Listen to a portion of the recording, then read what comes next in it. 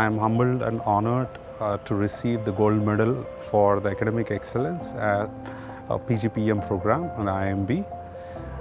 And having worked over 15 years in the industry, I've gained a lot of knowledge with respect to self and technical and staff management.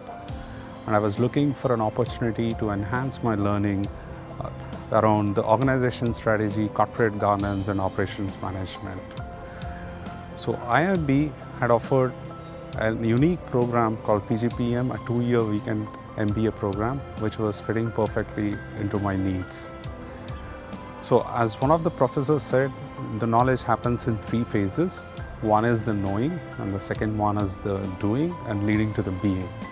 So on the knowing part, the PGPEM program offered me learning with respect to multiple disciplines, ranging from economics, finance, accounting, organization behavior, and also interesting things like learning leadership paradigms from Bhagavad Gita.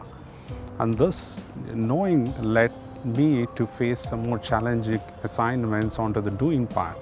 And for example, trekking about 12,500 feet in a cold winter as a part of one of the assignment, and getting into a cultural immersion at Aurangabad in a workshop, and also interacting with several students as a part of the term exchange and various other workshops.